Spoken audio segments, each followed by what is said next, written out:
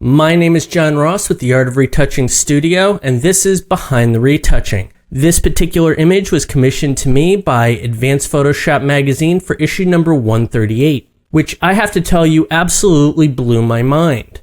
If you follow along with my videos in real time, you'll know that I haven't created a new video in like 6 or 7 months.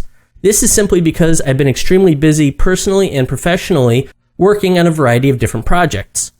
One of which was to finish my Basic 2 course, which can be found on my website at www.theartofretouching.com.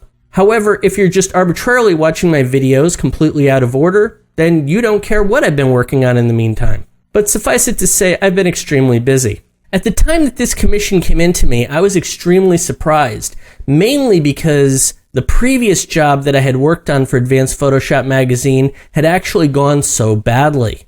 I touched upon many of the topics in my previous Behind the Retouching video about the superhero movie poster. Despite all the problems that I had in post-production, when the actual magazine came out, I found that part of the images were from my second revision, and some of the images were actually from the original draft that I sent to them.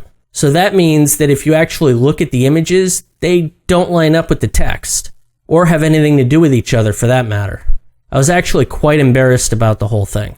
So when Advanced Photoshop came to me about another commission, I was extremely surprised and quite happy that I had the opportunity to redeem myself. The original concept that they pitched to me was natural retouching, which I absolutely jumped all over because my particular style is completely natural retouching. Whenever I approach a portrait, I try and avoid the excessive retouching and lean more on this photograph being this particular person on their best day. So this image was picked and I began working on it.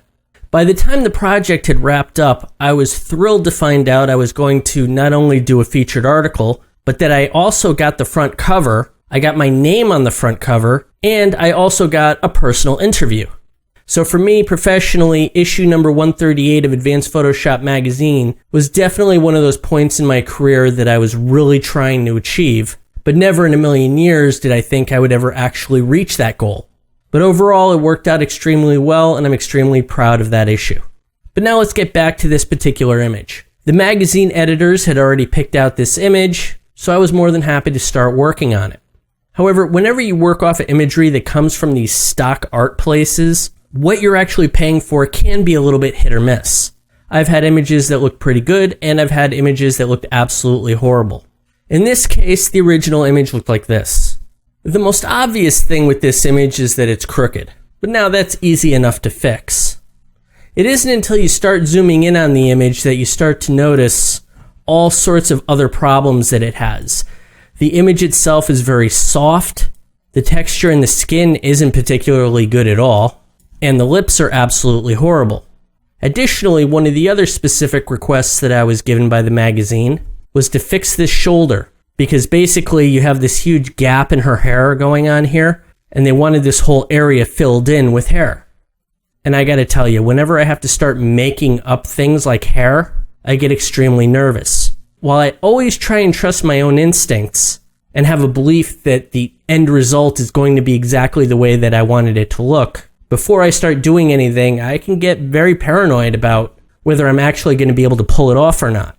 Not simple things like removing blemishes, but replacing huge chunks of hair is definitely something that concerns me. At this point moving forward, the first thing I would do is right-click on this base layer and go Convert to Smart Object. This way, anything that I do to this layer will be added as a smart filter, thereby giving me greater flexibility as I get really deep into the retouching process. However, something went very wrong as I wrapped up this project. And somewhere in my saving, I ended up losing huge chunks of my smart objects. So basically, I'll embed smart objects into smart objects, and for whatever reason, I ended up managing to save something that I shouldn't have saved, and I lost a ton of work. Now, the good news is I'll never actually have to go back to the original file for any particular reason, so personally, it doesn't matter to me, although it really sucked that it happened. In the context of this video, I was able to go back to the files that I supplied to the printer that I will be able to talk about with you. Now, they're not as smart objects, which again sucks, but they are the base files, so you can follow along with the layering structure as I did what I did. But you'll end up seeing as we go. But basically, I took this image and I rotated it so that it was more squared up. And in order to do that, I'll take guides that I pull down from the rulers, and I created her center point as well as adjustments for the eyebrows and the lips. And basically, I had to make this pretty drastic rotation in order to get her face squared up on the page. So now, as I just said, I'm actually missing a huge chunk of information from this particular file. And in order to fill in that missing gap, I'm going to need to go to a backup copy of this file, which, as I said, has the basic layering information, but I have lost all of the smart objects and smart filters. But that's just the way that it is. Let's keep going. So after the rotation, one of the early things that I did was run filter, sharpen, smart sharpen. Now, because I lost my smart filters, I have no idea what settings I actually used. But when compared with the earlier version of the file, you can see that adding sharpening definitely goes a long way to helping this image. But another thing I also did was I went back in to selective areas and I sharpened even more. As you can see in these selected areas, those are the particular areas that I added an extra layer of sharpening, basically doing it around the eyes and the areas of the hair that I wanted the most attention brought to because they're basically in the same plane. I would have done the nostrils and the nose and the lips as well if needed, and if I wasn't handling them separately in other layers within the image. But when I zoom in, you'll be able to see that this was after one sharpening and this is after two sharpenings. Now, it's quite clear that I probably over-sharpened it, but I did it very intentionally because it only looks too sharp when I'm zoomed in here at 100%. When you see it in the magazine, it simply looks good and sharp. So the next layer up is the hair extensions. And basically, as you can see on the left-hand side of the image, I simply added more hair to the sides. And the way that I achieved that wasn't by cloning, but rather I simply moved the image over.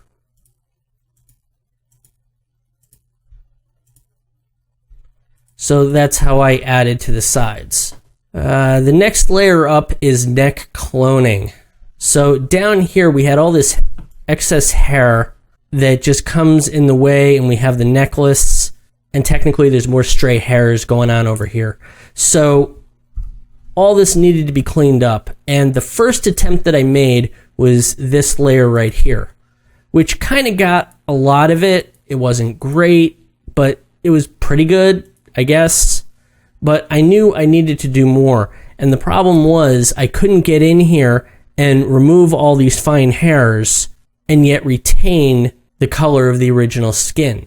So it's at this point that I began with skin grafting, where basically I took a completely different image and superimposed it over the top. But all I was really going for was this general neck area right here, so that after I threw on a little bit of opacity to blend the layers together and I created a mask, the net result was this, where I simply lightened up the neck and added a bit more texture going on. It was simply a way to dim down all that bad hair and that sharp neckline that was going on. For the next layer up, I did basically the exact same thing as I did with the neck. I took a completely different image and superimposed it over the top, right where her eyebrows went.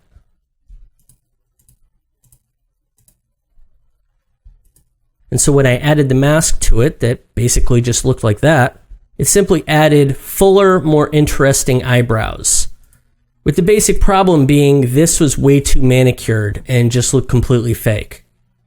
Since we were going with natural retouching, I put in my own eyebrows that basically looked a little bit more natural. The next layer up is called face texture. If you happen to watch my Lucy video, on that image, I replaced all of the skin that went along the cheeks and under the eyes. While she was a very pretty girl to begin with, The problem was she had very bad skin that went along her cheek line, and I replaced it with a completely different model. On this image, I have a similar situation going where I had strange skin texture going on, as well as areas that were just blown out and kind of devoid of texture. Basically, I'm trying to have something that looks very realistic, and because of that, I can't have sections that were just straight up missing texture or otherwise bad looking texture. So once again, using a completely different looking model, I lined up the cheeks, changed the blend mode down to a darker color. So basically, if you look in these cheek areas,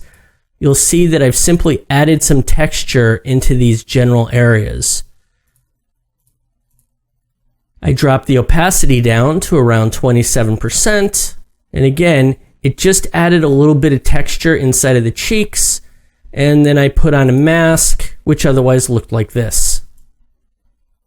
So as you can see, it just adds a little bit of something inside of these areas that are otherwise flatter looking. And the last layer in this section is forehead texture. I took the exact same image as the face texture, and I basically just shifted the image and created a mask at a different opacity, because as we look at the skin on the forehead, it's completely devoid of any texture at all, and it really looks flat and terrible. When I turn this layer on, suddenly she has much cleaner and more interesting skin that will add to the natural aspect of the image. And again, this is before and this is after. Before and after. It was at this point that I took all these individual layers that are made up of smart objects and smart filters, and I grabbed them all and I combined them into a new smart object. At this point, my file size is starting to get kind of big. After all, I'm working with many different layers on a 16-bit file, and I know that I'm going to be adding many more layers after this. So one of the tricks I've started using on complex composite images is working with dual files, which in Photoshop terms is known as a linked smart object, which means instead of embedding a smart object into a smart object into a smart object into a smart object and continually bloating the size of the file until you reach a point that it won't even save it anymore, what I do in cases like that it starts getting too big is I'll convert it to a smart object and then go up to Layer, Smart Objects, Convert to Linked. Because when you do that, it will take all of the layers that are inside of this layer and save it as a separate file. So that when I start working on top of this and saving again, it doesn't keep all of those sub-layers embedded within the smart object.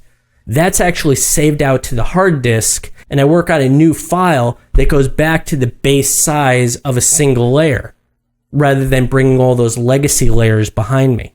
To simply show you what happens here, basically this file, which is contained inside of this smart object, is saved out to this file right here, which is a PSB, a Photoshop big file.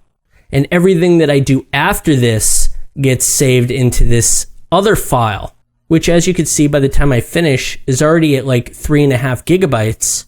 So between this one and this one, I start having saving difficulties. By splitting it up into two separate files, I no longer have the same problems with the file size. So while in my world, I continued working on the file, for us in this demonstration, I'm going to pull up the other file that comes after that smart object problem I was having where all of those layers got lost. But in terms of file structure, at this point, basically all I've done is I fixed the basic physical problems with the image. I fixed the rotation of the image, I gave it some sharpening, I extended the hair out in the areas that were otherwise exposed due to the rotation, and I did the skin grafting, which basically replaced all the pieces parts. So to me, at this point, this is how the image should have started. You understand? In a perfect world, if the camera was set up and we took a snapshot of the girl, this is what I would have hoped to have seen in the first place. All that other stuff is fixing technical difficulties due to the compression of the stock agency that we downloaded the file from and other basic technical issues. It's at this point that I'm going to start making this girl look good based off of her own merits. When it comes to an image like this, I'm riding a very technical line between making her look great on her best day and coming up with enough information that I can write an article about inside of a magazine. Because quite honestly, what I work on with normal images doesn't require all the crazy nonsense of adding skin textures and replacing lips and all that other type of nonsense that I do inside of these articles. Because when I'm writing for Advanced Photoshop Magazine, I have to come up with like 27 individual steps. And in the real world, I'm simply doing variations of cloning for 20 minutes. Many times when I'm writing articles, I'm intentionally making these files more complex than they need to be, simply because I need things to talk about. But anyway, moving on. Now, in general, the Liquify moves that I made look like this. This is before, and this is after. Before, after, before, and after. As you can see, I shrunk the reflections that were going on inside of the eyes because they were just too dominating. And then I shrunk the lips a little bit because they were just too puckered for my particular tastes. And the other thing that was actually done was up here at the top where she has her part. This is before and after. Before and after. So I just shrunk it up a little bit. Now, all that was done inside of the Liquify tool. I happen to love the Liquify tool, not because I can necessarily make people look thinner, but it's more about adjusting inconsistencies. Often it's my go-to tool in order to remove puffy clothing, bushy hair, or other things that make the subject look bloated. The next one up I'm not quite sure about, but it does serve its function at the time, which is basically this. Like I said, I'm not quite sure what it's doing, but I'm sure it had a darn good reason. What I can see is how it turned this strange texture in her arm and it smoothed it out. That's what portraiture was doing. And then it otherwise says liquify, but I can't really tell what it's liquefying offhand, but that's what that layer's for. The next layer up is cloning. So as you can imagine, there was a lot of cloning that went on inside of this image. So let's see here, before and after, before and after, and before and after. So some of the more obvious things to me at this point is removing the clumps of hair up in the eyes. You know, you didn't need all those strands, mainly because I add my own strands later that are nice and clean. What else? Some stray hairs, and I'm sure up here there are more stray hairs. Yep. Okay. And also inside of the eyes, I clean up the eyes as well. Whenever I do areas like this that are really tight and close and I don't have anywhere to really clone from and clone to, rather than using a healing brush, I use the spot healing brush. Now, in older versions of Photoshop, the spot healing brush absolutely sucked. However, 2014 and later, the spot healing brush isn't bad at all. So I don't have a problem using it for these smaller, tighter areas. Just avoid using it overall because it does tend to leave a smudged looking image. So I just leave it to these tighter, smaller areas. For the larger cloning that I need to do, I will use the healing brush or the clone stamp tool with an opacity generally around 20%. I know many retouchers prefer to use 10%, if not 5%, but I don't have time for that, so I start at 20, if not 40. Whenever I do these behind-the-scenes videos, and this is actually like the 8th one I've done, I completely skip over how I do the lips, and this video is going to be no exception. It's kind of funny, because there are so many steps inside of this lips phase that I don't actually remember what they all are. I have no idea. I always have to go and reference material in order to figure out what it actually is. One of these times I'm going to do a video just on lips, but unfortunately, not today. But this is the before and this is the after. Before and after. Huge difference, right? Oh yeah, absolutely. I mean, there's so many different steps that go on inside of here. high pass, low pass, a little bit of cloning, black and white. I don't know what all this stuff is, but the net result is something that looks a whole lot better than it did. Here she has like those chapped lips, and here she looks really nice. And yeah, if you actually line up the creases inside of her lips, you'll see that these really are the lips from the original file. So I didn't actually replace the lips with any lip grafting. Next area up is the eyes. Inside of here we have eyelashes. So I added my own eyelashes there and my own eyelashes there. The way that I actually do eyelashes is, in this case, I have darker ones. As you can see, there's some dark lashes. And here are some light lashes. If you would like to see how I actually do make lashes, you can go to www.theartofretouching.com and sign up for the Basic 2 course, because there is a portrait retouching class within there, and I do go over how to do the eyes, eyelashes, and many other topics in great detail. But basically, this is just enough to make it look really good. And as I look at the front cover of the magazine, which is right here, and it does look absolutely good at the normal 100% of the viewing, as opposed to when you zoom in all the way, and then of course you see all the individual lashes that just kind of look a little bit painted on. But at normal size, it looks absolutely fine. The next layer up just adds a little bit of lightening on the bottom of the irises. Before and after, before and after. Just gives a little bit of a shine to it, a little bit more depth. And then here are curves that are doing a whole lot more than just eyes as I look at it. Originally, I probably started right here and I just did this type of darkening in order to emphasize the sphere of the eye and the shadow of the eyelids. However, I can also see that I went much farther than that, and I added it to her cheeks and also underneath her hair areas. Now, I can certainly see a professional retoucher questioning how I'm able to take the shadow from the eyes and apply it to other areas like underneath the hair. And generally, I agree with you. I wouldn't normally do this, but for whatever reason, it seemed to work out okay, so I just kept working on it. But under normal circumstances, I obviously would have just had separate layers so that I had separate control over what I was working on. The next section up is the hair. This is where I start doing that hair grafting. And so this first bottom layer is a hue saturation layer with many different areas selected. And basically what I was doing was balancing out the color of the hair. This is before, this is after, before and after.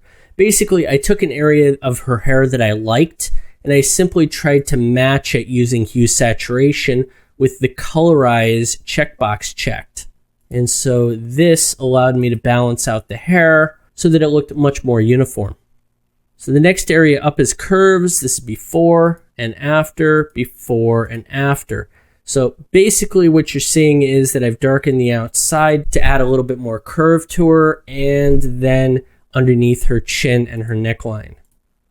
The next one is overall her hair. I just darkened up the hair. So when you zoom in, you'll see that compared to what I did, it just looks a little bit flat. So this is the original, and I just boosted up the lighter areas. It just added a little bit more shine to the hair. Which, as I noticed on the front cover, it says create glossy hair. I was curious how I did that. Obviously, nothing that interesting. So then we've got hair extensions. Oh yeah, so this is the area that scared me, right? And it was only a single layer. Funny. This is before and this is after. Before and after. So let's see how I made this up. Wow, boy. That's interesting to me. So basically, I took this completely different image. I don't know, this is inside of a smart object. Let's see where this goes. By double clicking on it, it opens up this file that has a whole lot of stuff to it. Boy, this just definitely turned this into an advanced video. I had no idea all this was in here. This just goes to show you how complicated this stuff gets sometimes. Mainly when I'm working for a magazine, because normal stuff I definitely don't go this complicated with it. But let's see what we got here. Shake reduction, Photo Ninja filter. Okay, so in this step I'm sharpening the image. In this step I'm removing noise. There's a plugin that you might have heard of, Noise Ninja. Well, it was discontinued several years ago, and they created their own raw processor, Photo Ninja, which is a plugin from within Photoshop, which I don't have loaded on right now, which is why I have the exclamation point. But on my main machine, I use this all the time for no reason other than removing noise. It's a complete raw processor, just like Lightroom or Capture One, but it works as a plugin filter, and I use it exclusively for removing noise. Above that, I added another unsharp mask and Liquify. This one's probably worth talking about because I'm pretty sure I moved the lines in the hair in order to better match the lines in the final image. So let's just turn off that Liquify filter. So I guess this is why I put off doing this video for the past 7 months. This is complicated. So this is before and after, before and after. So basically we can see, other than the sharpening to try and match the other image, I've just completely straightened out the flow of this hair. As for the image itself, this is a personal shoot of mine. I go to a parade every year, and this particular image came from one of those years. And it's funny because I'm a retoucher, not a photographer, and yet every single year I go to the same events in order to do photography. And while the images themselves are basically for videos that I create for the website, as you can see, I do use them on occasion for professional work as like outtakes for pieces, parts that are needed every now and then on images that are missing parts. Obviously, I try to avoid doing this, but in some situations, it's absolutely needed. And I'm always glad that I have this type of stock photography that I have laying around for my own use. Okay, so basically on this image, I've sharpened it and I've liquefied it to best match the end result. And then I add black and white to it, and I did some color shift to it. So when placed in context, basically, this is the before, and this is after. Before and after. I'll zoom in for you, and before and after. So basically, I just kind of covered over it.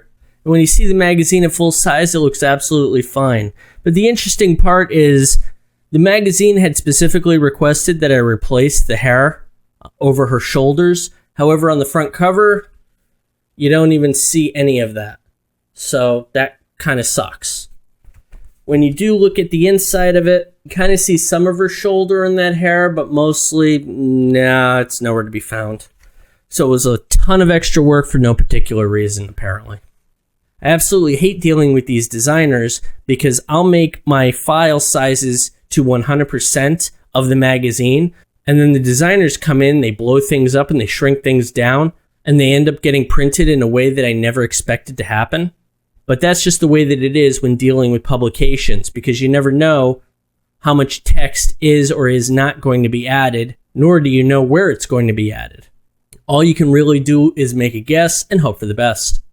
Moving on, so we have this section here called hair cloning, and the last steps were to blend in the hair from the two different images, and there you go.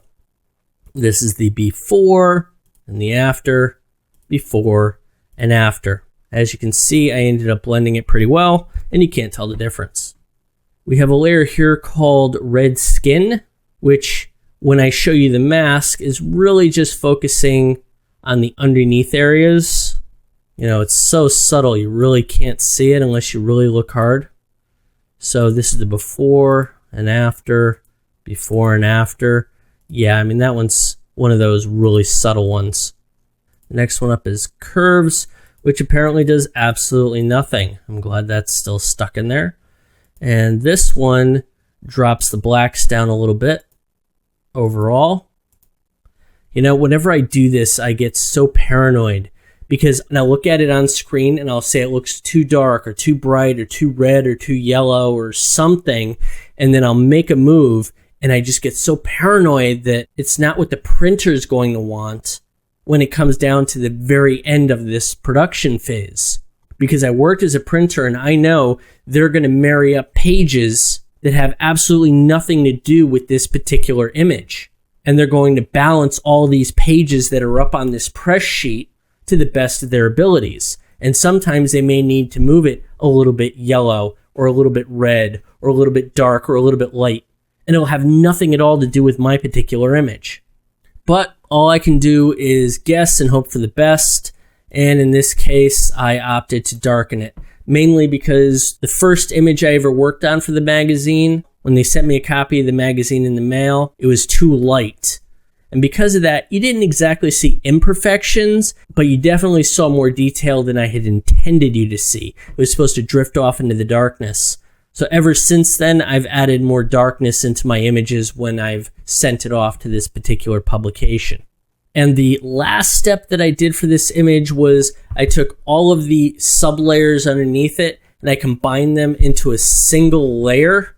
Normally I wouldn't necessarily do that. I would just make another smart object. But in this case, I was like, it's at the tail end. It was something really simple. So I just did a simple claw command on the keyboard, which on the PC is Control-Alt-E, Command-Option-E or Shift-E or something like that. I don't know. Too many damn keyboard commands if you ask me.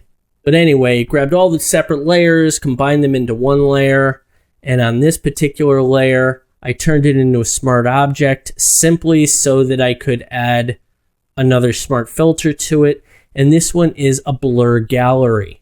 And when you look, this is kind of where it's doing it.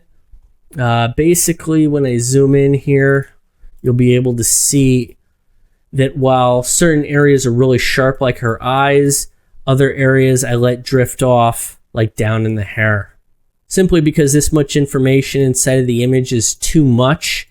Like I don't need the hair to be as sharp as the eyes. Instead, I'd rather have the hair be more blurred and just kind of drift off into the distance and create my own aperture effect within Photoshop.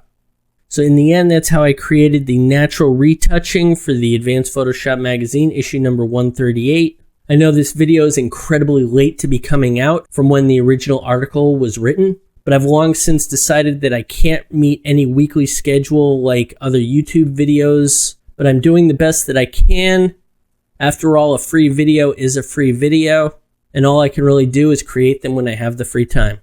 Thank you for watching another Behind the Retouching video. If you would like to see more, please go to www.theartofretouching.com, where you can also find more tips and tricks to make you a better photo retoucher.